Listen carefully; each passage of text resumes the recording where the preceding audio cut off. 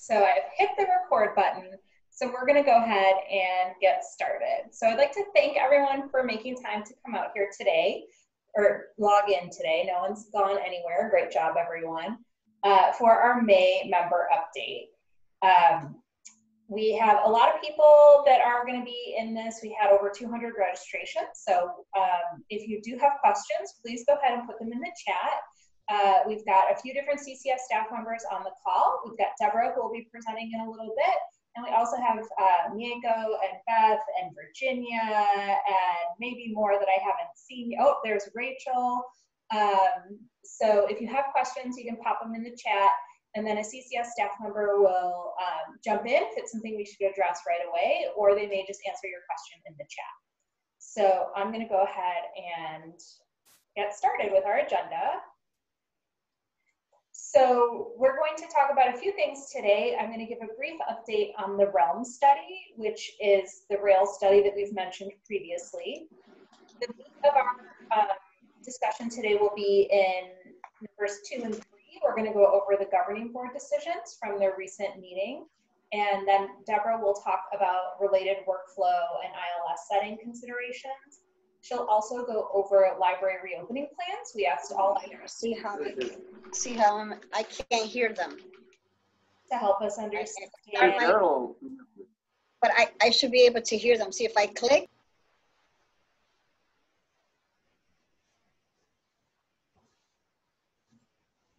All right.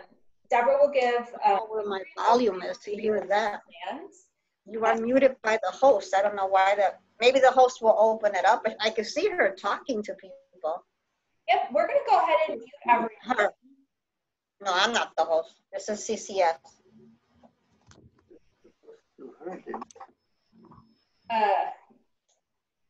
Thanks. So Deborah's going to give a summary of the reopening plans, just so you can all get a sense of what all your neighboring libraries are doing. And then we should have time for questions and answers as well if you have questions about this content or anything we didn't cover. So I'm going to dive right in. So the REALM study is the Reopening Archives, Libraries, and Museums study, which we've previously called the RAILS study or the Patel study or the RAILS OCLC Patel study, depending on which document from CCS you are looking at. But now they have a name and they have a website. So the website is here. We'll go ahead and send these slides out after the session as well. So now you're mute. This website is going to have all of the updates about the REALM study and what is happening in terms of timeline, planning, and results. So originally, the REALM study, I think, was a lot smaller when it was originally conceived than it's turned into, which is great because we're going to get a lot of really good information that will help libraries, archives, and museums. But it does mean the timeline has changed significantly. Before the group was officially formed, they were talking about like 2 to 3 weeks for results, and that was, April-ish? I don't even remember, May. But as you can see from the slide, the timeline has really expanded. Phase 1 is slated to run from May until August, and that will focus on reopening public libraries and researching high priority materials. Phase 2 is going to overlap with Phase 1, and that's additional research to support operations of libraries, archives, and museums, looking at maybe less high-touch materials or more specialized workflows. And then Phase 3 is ongoing into next year, and that's going to be to continue to monitor, update with any new science, and communicate any changes out to libraries, archives, and museums. So at this point, we're really interested in Phase 1. This is where the study steering group and participants are going to be conducting literature reviews of existing research. They are gathering existing guidelines for materials-based service industries. So who's similar to libraries that may already have guidelines that they can look at. They're gathering examples of different library plans for reopening. And then I think kind of like the big thing that we're all waiting for are these last two, developing lab testing scenarios and actually testing material in the Patel laboratories to see how long the virus is viable on those materials, and if when it's viable, it's transmissible. So like, is it dangerous to circulate materials, and how can we circulate materials in the safest way? So happening right now is the literature review, and that's answering the questions that you see on your screen. How does the virus spread in public libraries? How long can it survive? How can libraries implement preventative measures that are going to help keep staff and patrons safe? So again, a literature review, as you all know, is looking at existing research that's out in the world and gathering it together and sort of synthesizing it. What we're eagerly waiting on is this testing. So actually, coming up by the end of this week, they are anticipating publishing a detailed plan from Battelle on how materials will be tested in their lab.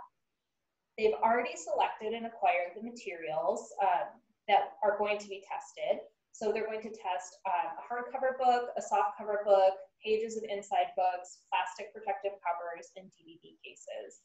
You have probably heard there's lots of information flying around how long COVID-19 lives on different surfaces, especially paper, plastic, and cardboard. And while lots of library material involves paper and plastic and cardboard, there's a lot of nuance that existing research hasn't covered. For example, hardcover books that are cloth covered, softcover books that maybe have, like tape on them, like our plastic protective cover. So this study is going to look more specifically at that. And those results, even though phase 1 is running through August, are actually expected in mid-June. So it's not too far away. We should be getting some more detailed information on the realm study.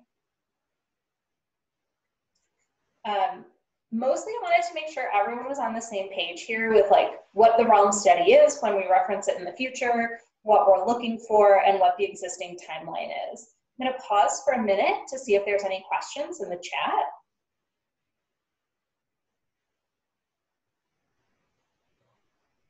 What if I paused for a whole minute? That would be pretty intense.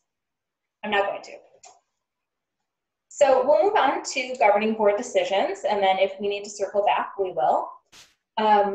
Originally, governing board had hoped to wait for the results of the realm study to make a lot of the decisions that we're going to talk about. Because that study timeline has stretched out as the studies become more robust, governing board did move forward with a number of decisions absent that study. At our last update, we talked about these 5 questions and asked you to talk about them with your library and give your directors feedback so they would be prepared to vote at our May meeting. So we asked if all libraries should coordinate resuming hold pickup services, if we should have a system-wide quarantine period, if and how the overdue notice schedule should change, should libraries still be required to provide service to other CCS members, and then questions about delivery. What happens when Rails restarts delivery, and how our CCS library is going to handle it? So governing board met in May on the 20th and reviewed recommendations. CCS, I developed recommendations that were sent to executive committee based on all the feedback we've gotten and research we've done. Then executive committee modified those recommendations and sent them to governing board. And then governing board took those recommendations and further refined them. And then we have the following. So the first statement that governing board has made is that CCS strongly recommends that curbside, drive-through, and delivery services resume no earlier than phase 3. And anytime we're referencing phases here, we're talking about the governor's Restore Illinois plan. So phase 3 is anticipated to begin in just a few days, pending any disasters. Any curbside, drive-through, and delivery services active in phase 2 should be deemed essential by the library. So, in reading this, you can see that while we recommend that services don't start until phase 3, libraries certainly can and did begin services in phase 2. We chose to still move forward with this statement because it is possible that as things evolve and flu season comes back and, we may have to move back from phase 3 to phase 2.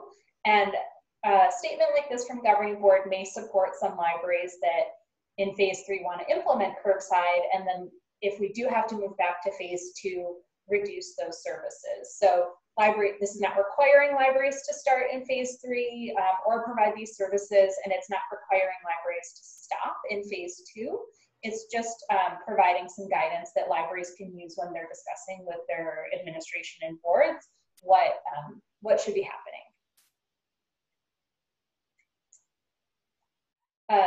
In phase 1 and phase 2, you know, we're under the governor's stay-at-home order, so we want to encourage patrons to stay at home.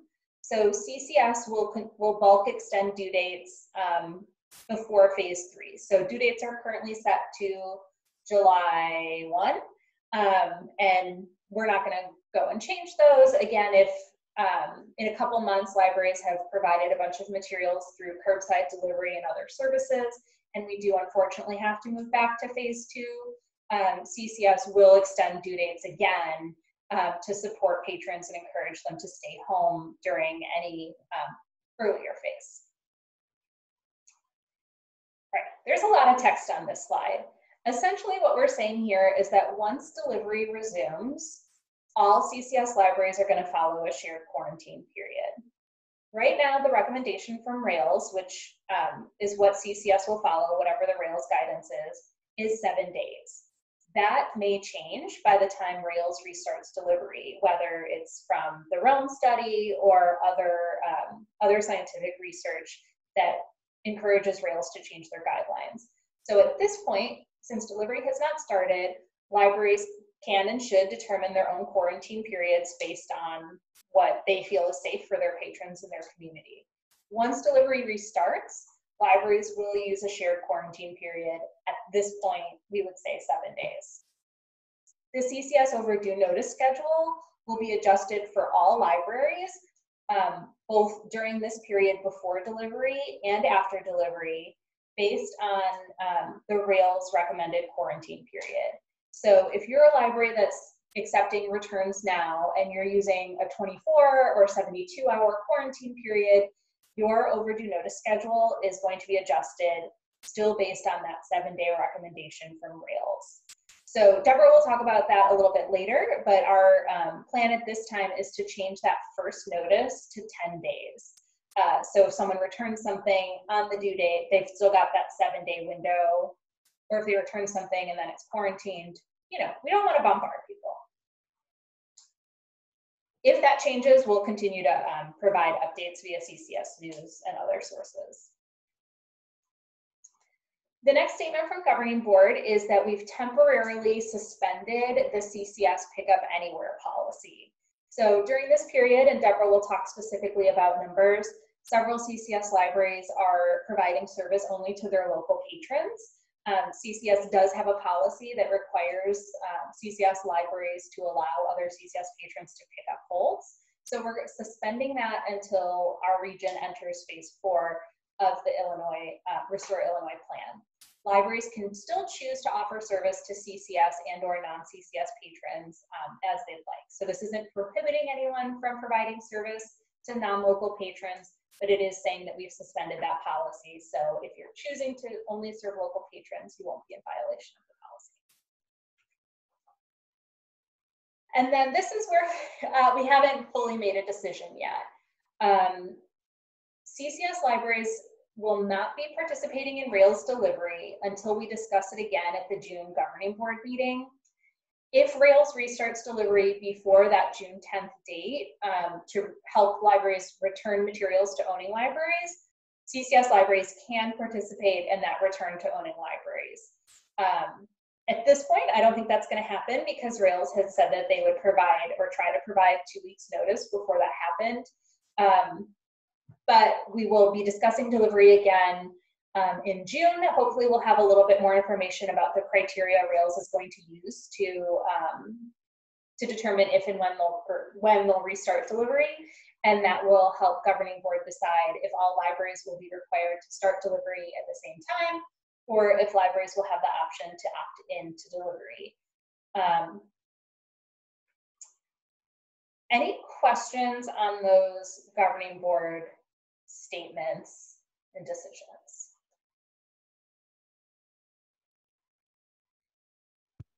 I know, you're all here for Deborah's presentation on workflow and setting considerations. I hear you.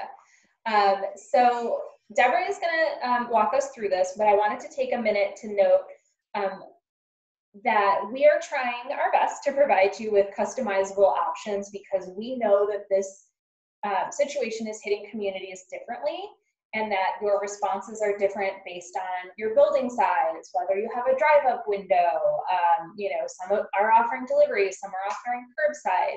So we're trying to work with libraries to customize things to a much greater extent than we maybe typically have done for things like hold notices in particular. We're doing a lot of work in the PAC as well, which Deborah will review. And those public-facing tools take a lot of time to customize on a library-by-library basis, especially because we need to test them before we make them live to the public. So we are asking that if you need to make changes to anything, that you do everything you can to give us 5 business days notice. Despite most libraries still being largely closed to the public at this time, our ticket volume is pretty high because we're working with each library individually on these changes. We're happy to do it. We're excited to see how libraries are adapting and changing in this very strange time.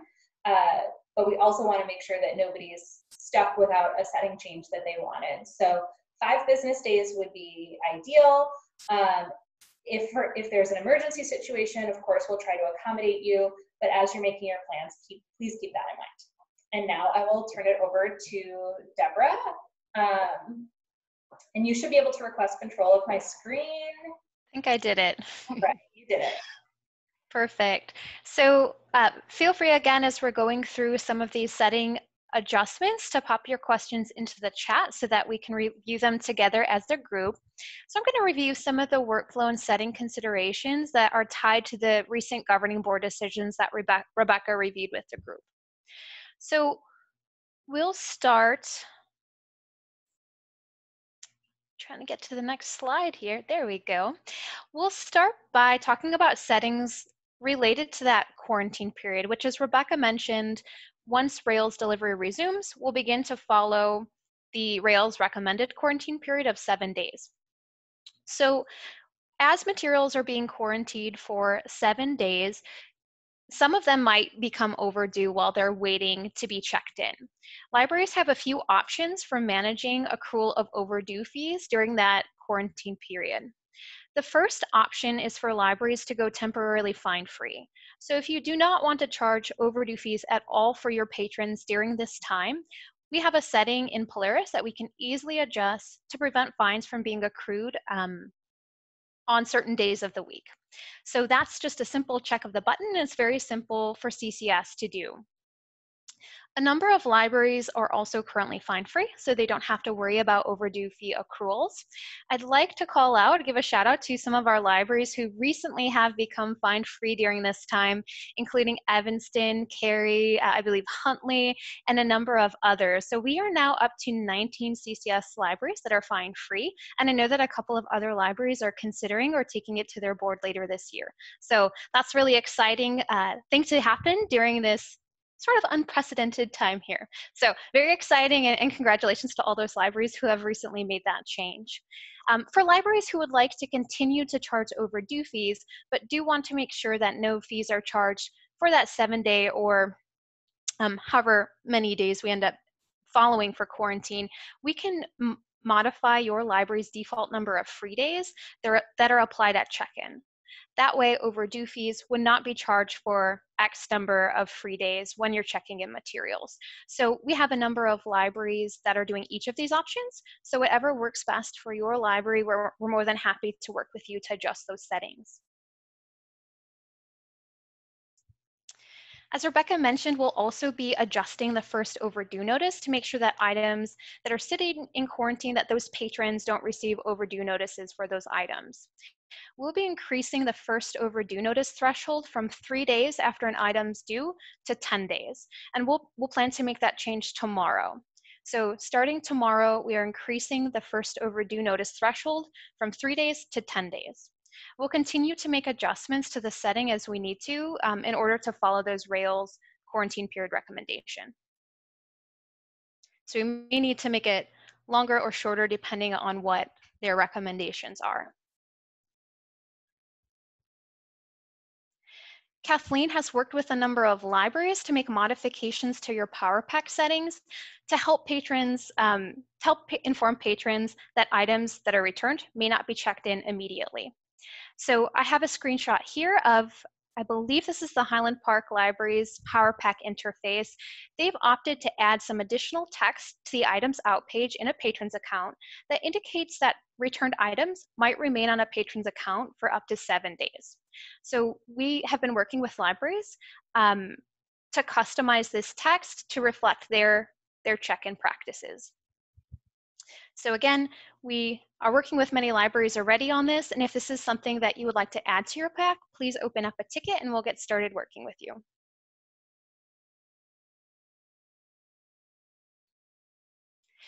As Rebecca mentioned, I see a question from Lori in the chat about free days. She's asking if how do free days present for patrons when they look at an item on their account? Do they see it as overdue? So a free day is applied at the time of check-in. So when an item is still checked out on a patron, it may appear to them that their item is overdue until, again, it is checked in by staff. When you apply a free day at the time of check-in, it's essentially telling Polaris, don't charge overdue fees for X amount of days. So when the patron is looking at their account in PAC, items that they've returned that are sitting in quarantine, they may appear to be overdue, which is why this PAC messaging is very helpful to add to your catalog interface so that if patrons read it, they'll say, oh, all right, this is gonna be, my items won't be checked in for 7 days until after I've returned them. But then again, once you check in those materials using those free days, overdue fees won't be charged for that set number of free days. Okay, hopefully that answered the question. So let's move on to talking about that Pickup Anywhere policy. So as Rebecca mentioned, we're suspending Pickup Anywhere through phase 3, through phase 4. Rebecca, I'm looking at you. So we've suspended Pickup Anywhere until phase 4. So until phase 4. So through phase 3. Just wanted to make sure I got that right. So this means that libraries can now offer hold service to only their patrons, or they can continue to offer hold services to all patrons. So in this graph that you'll see here, it shows what our libraries are currently doing. So right now, 20 CCS libraries have opted to limit holds pickup services to just their patrons. For CCS libraries, we'll continue to offer holds pickup services to all patrons. That includes reciprocal and Chicago public patrons. And then 2 libraries are opting to offer holds pickup to just CCS patrons. So local patrons, patrons belonging to other CCS libraries, but not reciprocal or Chicago public library patrons. So for those libraries that are opting to offer holds pickup to only their patrons, there are a couple of things that we can do to make that easier for you and your staff. My screen does not want to, there we go. The first thing that we can do is suspend non-local holds until a future date. So if you will only be providing holds pickup services for your patrons, we can suspend all other holds placed for pickup at your library to a future date. That way, as staff are checking in materials, those holds will not be trapped and notices will not be sent to those patrons. The downside and something to keep in mind is that patrons are able to unsuspend holds from their account in PowerPAC. So Bob has been working on a process to run this hold suspension process on a weekly basis. That way we're catching additional holds that potentially may have been unsuspended by the patron in their account in PAC. We do also recommend that if you choose this option to suspend non-local holds, that you notify the patrons whose holds you're suspending. That way they understand why, when they look at their account, that their holds are no longer active. It's also great customer service to let patrons belonging to other CCS libraries, know that the pickup location of those holds can be switched to their home branch. In addition, we can temporarily prevent non-local patrons from placing new requests for pickup at your library. Essentially, we're able to remove your branch as a pickup option for patrons who don't belong to your branch. So that's another option we've recently discovered that we can do. So we'll be reaching out to those libraries who are offering only local holds pickup to see if this is a setting that you want to enable. Does anyone have any questions? Yeah, it's Tori. Can you hear me? I can hear you, Tori. Cool. Sorry. I thought that the Picklist was already just showing local requests. That's a good comment. So the Picklist is currently showing items that have been requested for pickup at your location that you are able to fill. So it's reflecting, again, holds for pickup at your location where you have an item available to fill that hold. However, those items can be for holds for example, a Highland Park patron, or if you allow it, a Chicago public patron who might have your library as their pickup location. So what we can do, again, if you will not be honoring those holds or filling those holds at this time, we can simply suspend them until you're ready to offer holds pickup service to non-local patrons again. And we can, in addition, prevent holds from being placed, new holds from being placed by non-local patrons as well. So Okay. yeah, if we haven't done this for your library yet, it's possible that there are items on your pick list that are for patrons who don't belong for your library. They've just opted to pick them up at your library. And some other libraries have already had that setting set, because I've had patrons who called our librarian saying they can't place a hold on an item at another location. So that's because they set already. Yep, that's likely that library has already opted to suspend their hold or not fill it at this time. Okay, great, thank you. And libraries have chosen to suspend non-local holds like across a span of dates. Some have suspended till July 1, others to September. And we understand that you may not know yet at what point you'll be ready to begin offering services to patrons who are not your own. So we are happy to start with suspending holds till July or to August, and then farther down the road, making adjustments as we need to, as your plans might change. So I did want to comment briefly on holds and hold volume for libraries that have reopened for curbside pickup. Anastasia from Park Ridge reached out to CCS on Tuesday saying, hey, why is our pick list so big today? And what happened is that when Park Ridge announced that they were beginning to resume curbside pickup, they had a lot of holds being placed by their patrons, almost 500 in the first day that they announced that they were going to resume holds pickup service.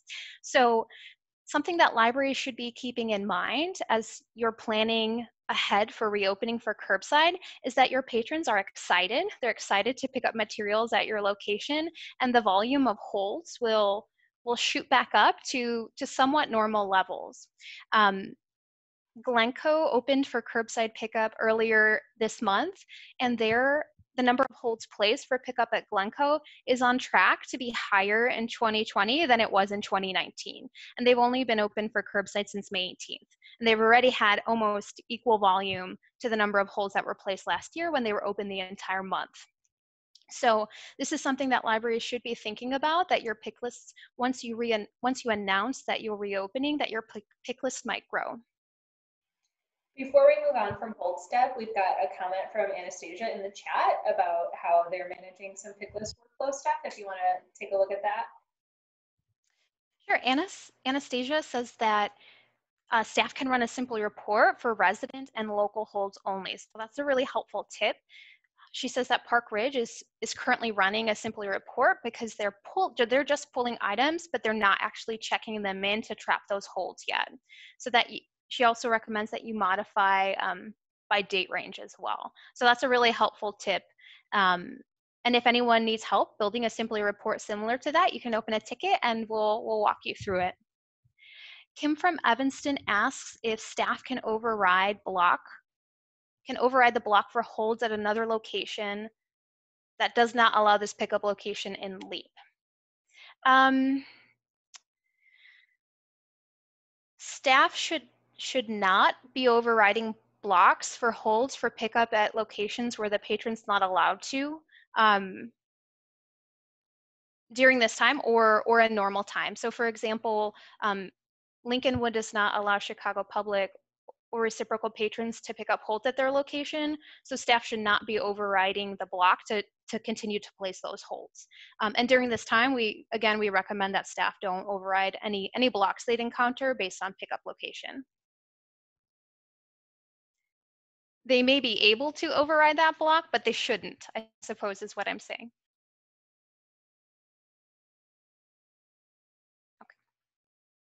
Okay, perfect.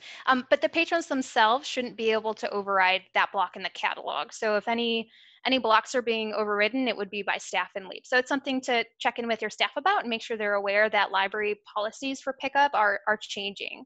So some locations may not be available for holds pickup at this time. That was a good question. Okay, moving on.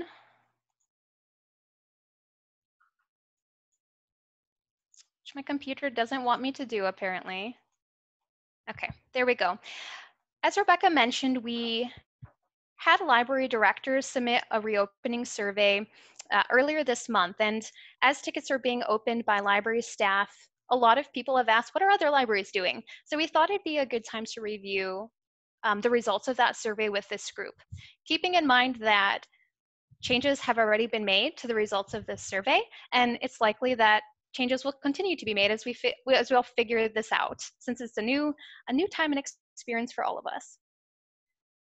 Uh-oh, Gary says that he is seeing a blank screen. Is anyone else experiencing a similar issue?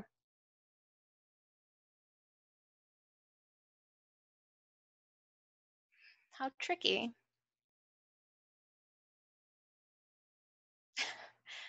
So Havesies here.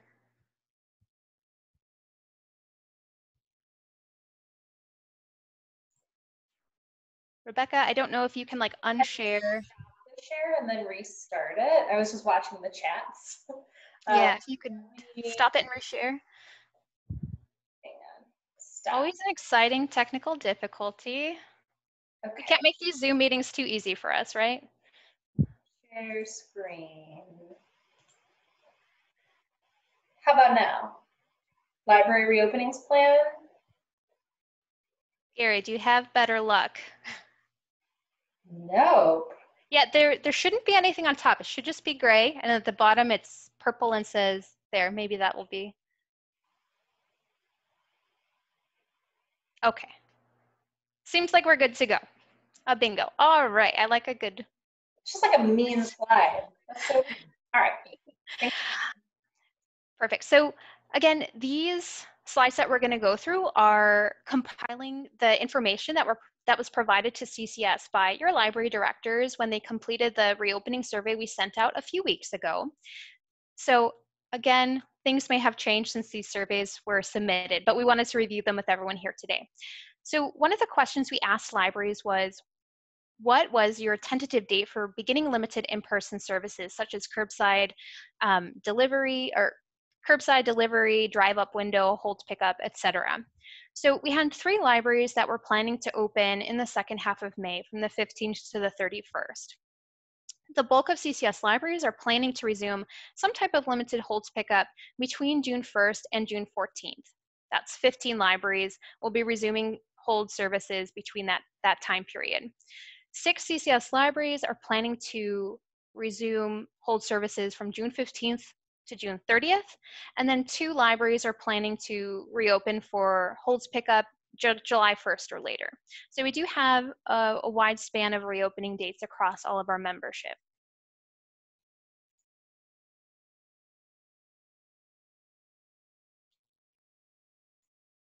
My computer does not want to advance any of these slides, but Rebecca, can you move it to the, perfect. We also asked libraries what their tentative date for resuming materials was for checking in materials. A few libraries have been checking in materials since they closed for the stay-at-home order. So we have 3 libraries that have already, prior to May 14th, resumed checking in materials. 6 libraries have started checking in materials from May 15th to the end of May. 9 additional libraries will start checking in materials June 1st to June 14th. 4 of our libraries will wait until June 15th through June 30th, and then 3 of our libraries will be waiting until July 1st or later. So a handful of CCS libraries have already begun to check in their backlog of materials or have begun accepting returns from their membership, and we still have a number of libraries who are waiting till June or later to begin that process. When it comes to options for holds pickup, 20 libraries will be offering curbside pickup for their members. We have 5 libraries who will be doing drive or delivery service, including Fox River Valley, who I believe has already. And we have 4 libraries who are doing drive-up service as well. So a couple of libraries are doing a combination of these 3 things.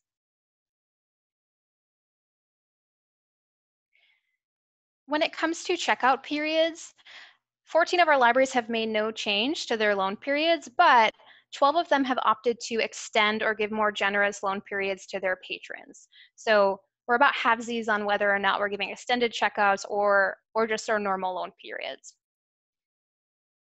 So if you would like to extend any of your loan periods or checkouts, please open a ticket with CCS. A lot of the libraries who are giving extended loan periods are currently just using that special loan period button at the time of checkout rather than modify all of your loan periods within sysadmin.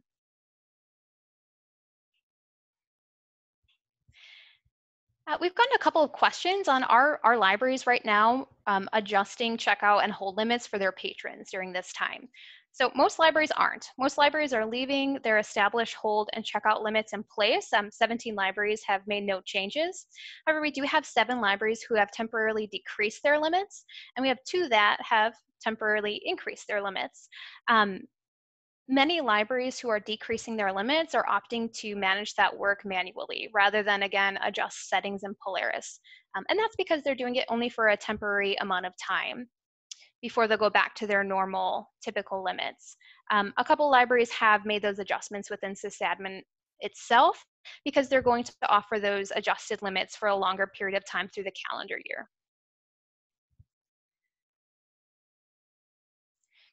Hold notices have been exciting to work through because we are making lots of changes for libraries as you're planning for your reopening.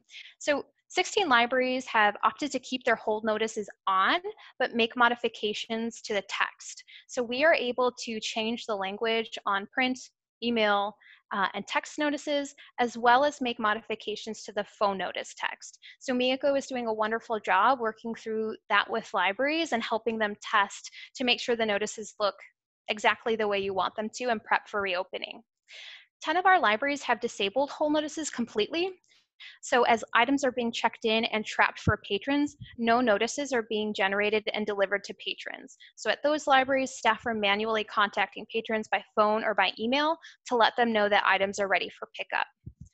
So we can do either of these options for you. If you'd like to choose a different one, we can make that change for you at any time. We can also temporarily disable hold notices for the time being and then turn them on later when you're ready and work with you to customize the notice. So again, we can do both of those options for you, whatever works best for your workflow and for your staff. So that was our brief overview. So we'll turn it over to all of you for just general questions about anything we've talked about or anything that we may have missed that is on your radar that you want to review with the group.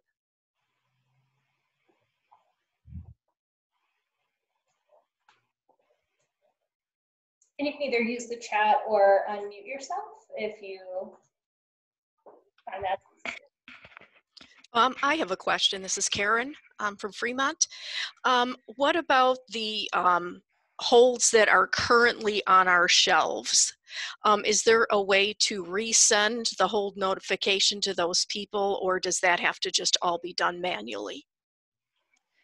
That will need to be done manually. Unfortunately, we're unable to to force an additional hold notice to go out, especially when that patron was notified back in March. So you will need to contact those patrons to let them know that you still have their hold, you didn't get rid of it, it's still on your hold shelf, and ask them if they still want it, and then inform them of your new pickup options, whatever they may be.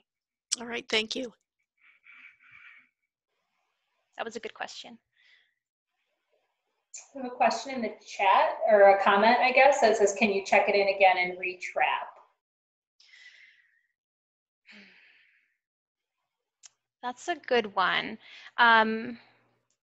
That might be an option to check it in. This would be a complicated option. What you would have to do to enable the notice to be sent again is check it in, cancel the hold for the patron, reactivate the hold for the patron, and trap it again. If you simply check it in and Polaris tells you, hey, this is on the hold shelf, do you want to keep holding it? And you say yes, it won't trigger an additional notice because in the patron's log it has, we already sent that notice to them. But you would need to check it in, cancel the patron's hold, reactivate the hold, and then check it in again and trap it again for them. So that's a little bit complicated and it could potentially be confusing. I can see maybe some errors happening there. So, but if it is what would work for you, depending on how many holds you have, it certainly is an option, and CCS can help you test that too. Yeah, so Anne-Marie asks, wouldn't that cause the patron to lose their place in line? And yeah, they'd move to the bottom of the queue, so you'd maybe need to use... They would actually, if you reactivate it from their account, rather than replacing the hold, they would remain at the top of the queue. But in the meantime, that item might try to trap for another patron before you reactivate the hold. It could just get a little bit sloppy. But if there are multiple libraries who would be interested in that, CCS can drop some documentation so that we can lay out for you how to do that.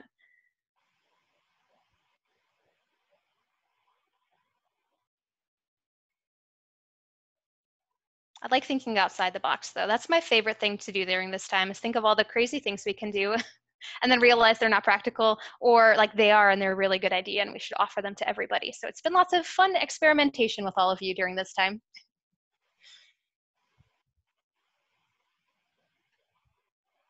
Any other questions?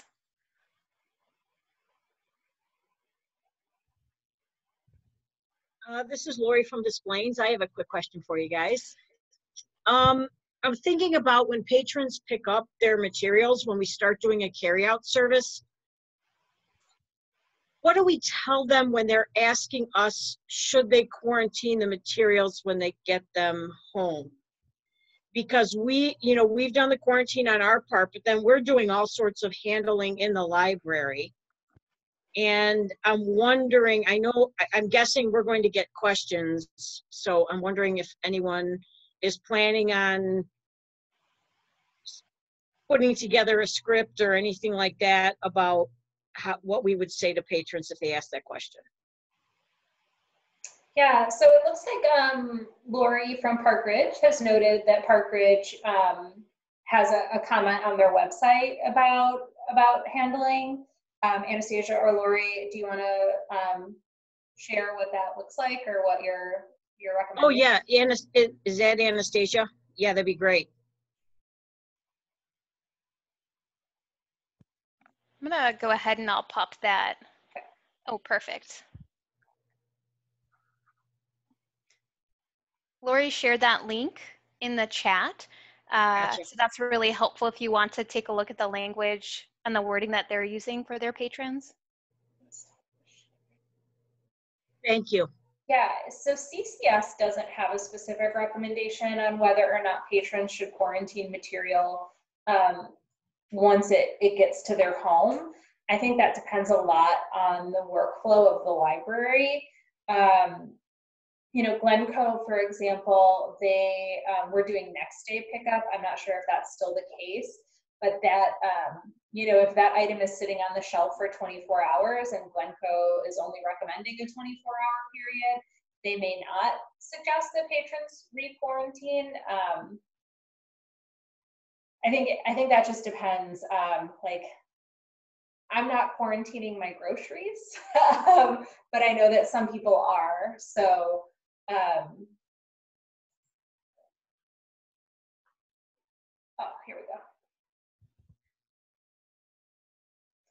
Does anyone else have a practice that they want to share or a recommendation that they're making to their patrons?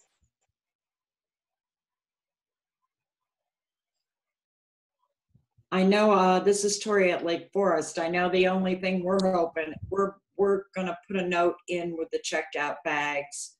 We're doing curbside. We're gonna put a note in letting them know that the items have been quarantined and try to nicely say something about excessive cleaning. There's so limited to what we can do. I mean, patrons got to do what they feel comfortable with, but we're just hoping they don't spray the pages with Lysol. That's really what we're hoping for, but we're planning on a certain amount of having to write some things off that might get over cleaned at other libraries. We are going to put a note in that we have quarantined it for 10 days before it's gone out to them. But that's sort of my point to the public. I'm not sure what they want us to do. That's why we're different than a grocery store or Williams Simona. When we hand you something, it's coming back to us and it's going to get quarantined for another 10 days and then it can go out again. But we're kind of trying to let them know that what we're doing on our end so that hopefully they'll feel comfortable with it in their homes.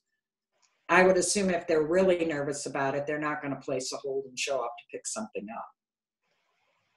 Yeah, and Anastasia asked for clarification if folks are quarantining like after it's been handled by staff. As a not epidemiologist, not a doctor, I think maybe the need for quarantine between like a staff handling and handing it to patrons may also depend on that staff workflow. Like, are staff wearing masks? Are they wearing gloves? How often are they washing? How often are they sanitizing? I mean, we're never going to get risk down to zero, but I think the more stringent procedures libraries have for internal materials handling and safety, that maybe decreases. Yeah, and Anastasia, I understand what you're saying. If you're putting a note saying that the items have been quarantined, does that include the staff time that's been the staff handling, or is the quarantine happening after?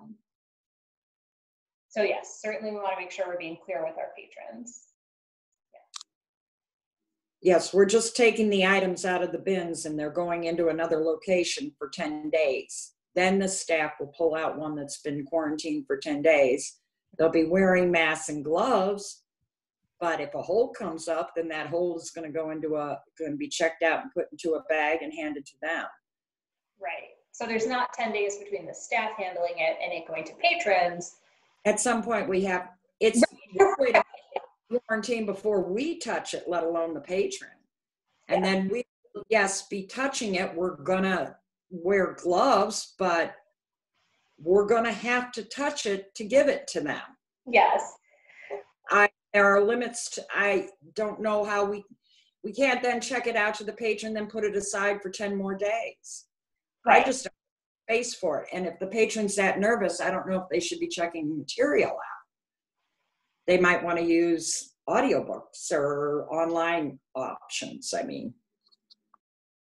Yeah, and Lori from Highland Park has shared an article from today's New York Times about how likely COVID is for being transmitted on a surface. So there's certainly sources out in the world where patrons are coming across them, right? Lots of people read the New York Times, so that can help inform their decision making.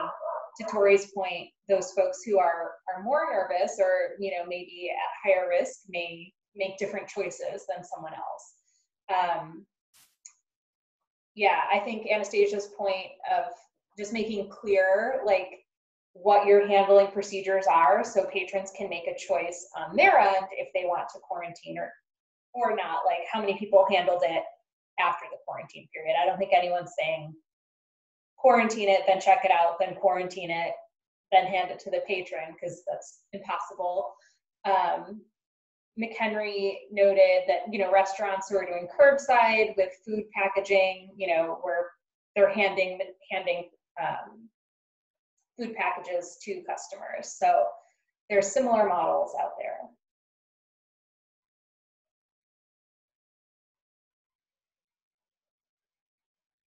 Other questions about this or anything else we've covered or things you're working on in your library? Hi, this is Chusi. I have a question. Prior to us closing, we had gotten the blue bin ready for ILL pickup. Of course, we went through those bins and selected items that were ours. We checked it in, and if there was a hole, we clicked yes, replace the hole. Is that the procedure? That's perfect, Choose. So that's great that you did that.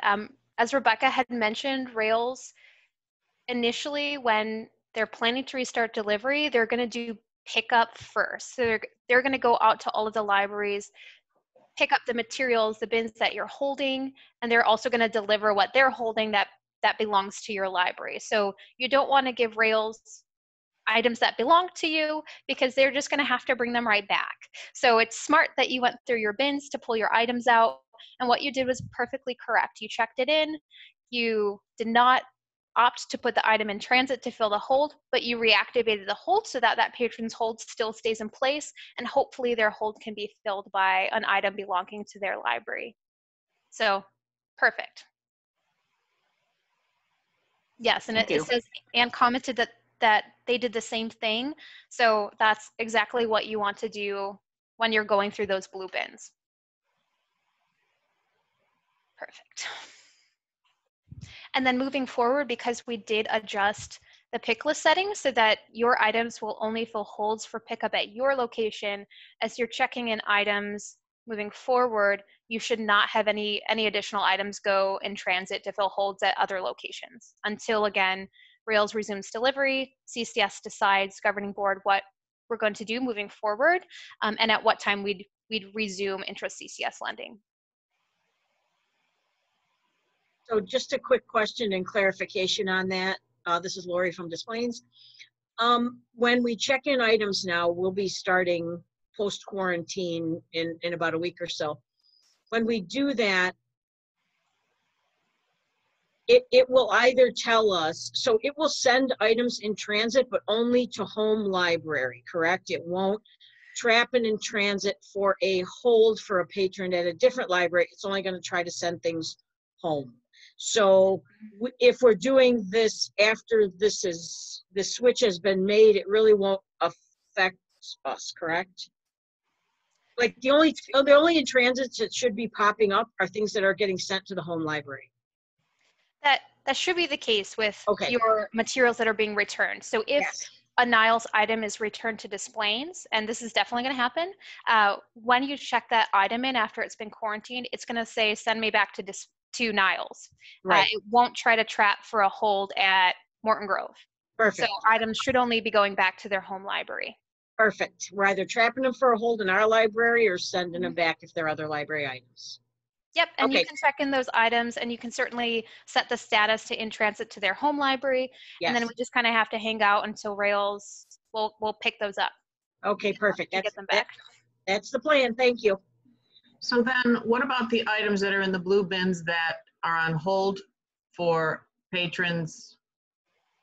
So say it's an item from Indian Trails and it's on hold for a patron at Wilmette, and it's in my blue bin in Prospect Heights.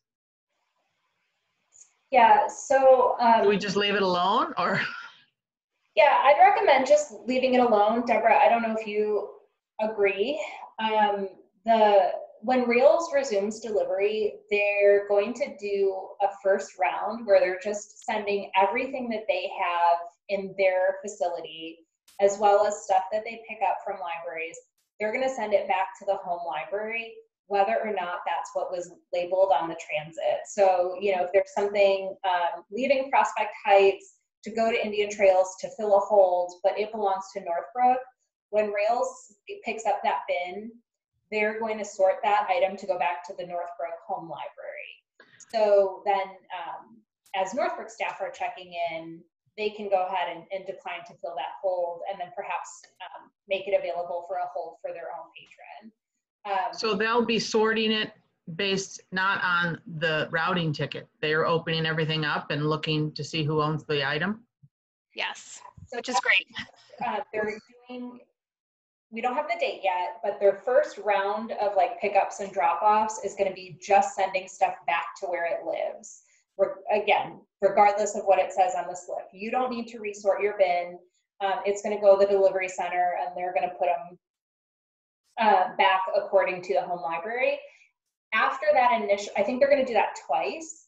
And then after that, they will send an additional announcement about when regular delivery for intra-library loan will start. So we don't have the dates for that yet. Rails has said that they will try to give libraries 2 weeks notice before that first delivery run of returning materials to their home library begins. And at that point, they'll be making clear any guidelines or requirements that libraries must follow to participate in delivery. So at a previous meeting, they had indicated that libraries will be required to follow a quarantine period and say that material in the bin has been quarantined for, at this point 7, but that may change, for X number of days before the bin goes to the actual pickup spot. So you're saying that at the sorting facility, they're actually going to open each item to see where it belongs? Or are they going to be using the Rails slip that has the library's code on the bottom? They're going to be sending it back to where it belongs. So if that means they have to open it because there's no external markings, they're going to have to open it because there's no external markings. Okay, interesting. Good luck to them on that project. Project for them. They'll also be adjusting pickup routes. They'll be, before any of this starts, they'll be in touch with you because they will be clarifying if they are changing any pickup instructions. Because they prefer a contactless pickup, so they don't want their staff talking to anyone. And I know for most of our libraries, the pickup is, early in the morning before libraries open. But for some libraries, that's not the case. So they'll be adjusting their routes and schedules. I'm gonna, excuse me. Excuse me. So I stay home. So they will be sending out documentation and guidelines and instructions. Sarah in the chat has asked, will they be doing it ASAP or quarantining it there as well? So they will not be quarantining material at the Rails Center. So they're going to be asking that the libraries quarantine the material before it gets in delivery, and then it's going to go through delivery, get sorted, get delivered to the destination library. And then the last time I spoke with Rails about this, although it was a few weeks ago, they were further recommending that libraries quarantine on the receiving side as well. Before they go through and sort the bins and fill those holes. So I'm not sure if that's still their recommendation, but they are not quarantining at the sorting centers.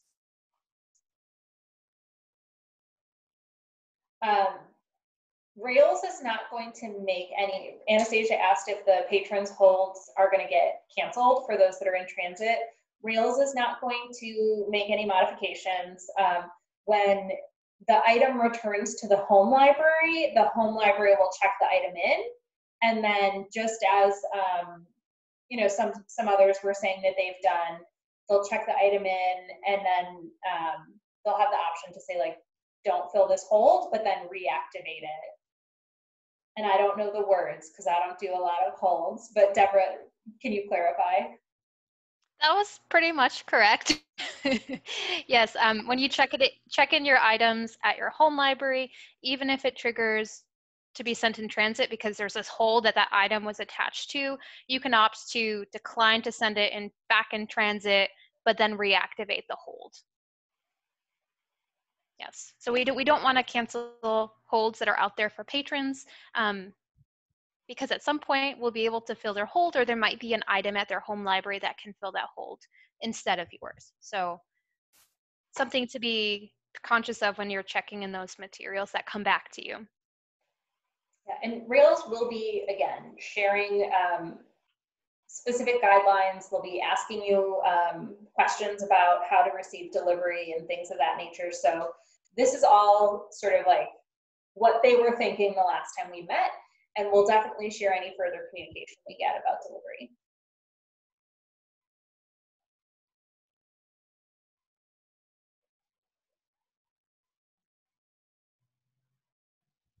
Other questions?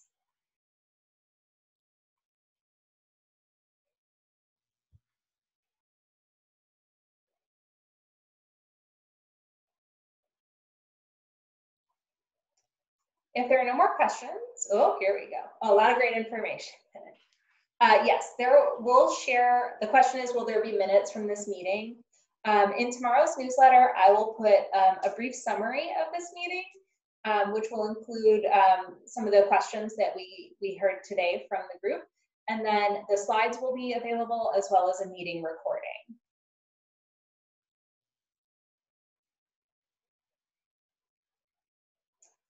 So I'm going to go ahead and stop the recording, but CCS staff, if you want to stick around for a couple minutes in case anyone has anything else that they want to ask or anything, we'll be here. Thank you everyone for making time to log in today and for your questions. A lot of good stuff today. Thank you. Thank you for the pets too. And for the pets.